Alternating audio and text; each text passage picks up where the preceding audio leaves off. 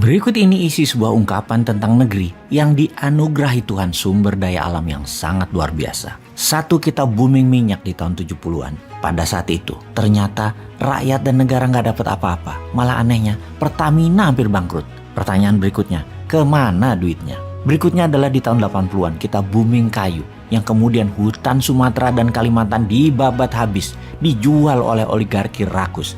Rakyat dan negara juga nggak dapat apa-apa. Pertanyaan berikutnya, pada kemana sesungguhnya duitnya? Yang ada hanya lingkungan hancur. Dan kalau hujan sedikit aja, langsung banjir, tanah longsor. Berikutnya adalah di tahun 2000-an. Kita booming lagi, mineral, batu bara, dan lain sebagainya. Negara dan rakyat juga nggak dapat duit apa-apa. Kecuali lingkungan jadi hancur di semua daerah. Dan yang lebih nggak masuk akal lagi, 95% eksportirnya tidak punya NPWP alias tidak bayar pajak. Sungguh, sebetulnya Tuhan itu sudah kasih kita beberapa kali kesempatan atau rezeki besar.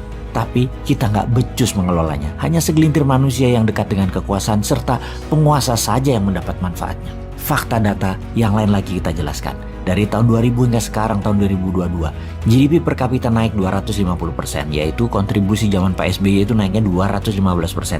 Dia beruntung karena harga komoditi naik pada saat itu. Sebelum zaman Pak SBY adalah zaman Ibu Mega, naik 25%-an. Dan zaman sekarang dalam 7 tahun baru naik 10%-an, alias dalam 7 tahun, setahunnya hanya naik 1,5% saja. Sungguh, dalam 7 tahun terakhir ini juga, hutang menumpuk menjadi 6.600 triliun atau naik hampir 4.600 triliun dari hutang negara sebelumnya di tahun 2014. Belum lagi ditambah hampir 2.000 triliunan hutang BUMN yang baru. Maka bisa dikatakan 3 kali kesempatan ditambah kelolaan negara dalam 20 tahun terakhir. Terbukti manajemen kelolaan negaranya juga tidak bisa membuat rakyat sejahtera dan bisa membuat negara Indonesia ini menjadi negara berdaulat yang utuh. Secara ekonomi hampir tidak ada kenaikan berarti. Hanya 10% dalam 10 tahun dipotong inflasi akumulasi 7 tahun. Ya minus lah negara Indonesia ini. Semua ini karena apa? Karena sistem bernegaranya kah? Karena sistem politiknya kah? Atau individu pemimpinnya? Atau orang-orang di sekelilingnya yang tidak mampu? Banyak memang sudah dilakukan, infrastruktur benar dibangun.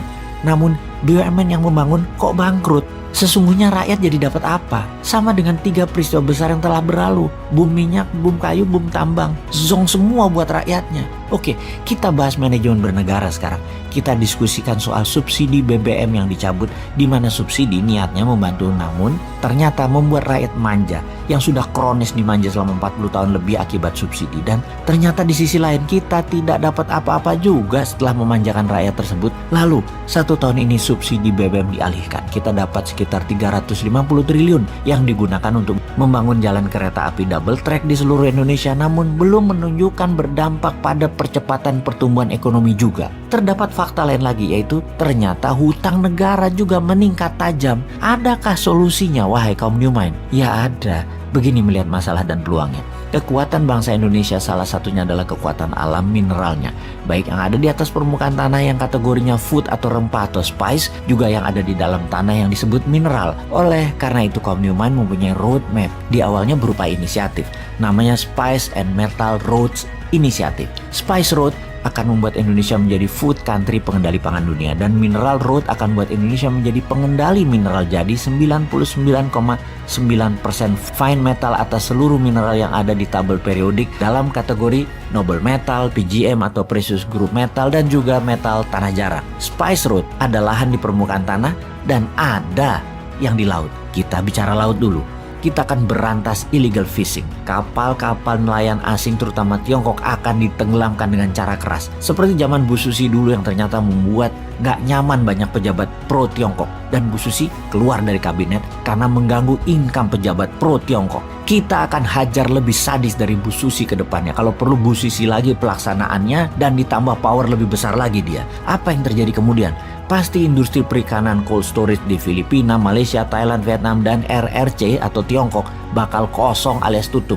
Orang mereka nyolongnya dari Indonesia. Lalu dengan dibuatkan kapal nelayan serta dimodali dengan kapal berbunga 0%, akan ada 500.000 kapal motor baru nelayan yang membuat 30 juta masyarakat laut yang hidupnya bergantung dari hasil laut, pendapatannya bakal naik 3 kali lipat dari saat ini. Jadi berani nggak ambil peluang tersebut?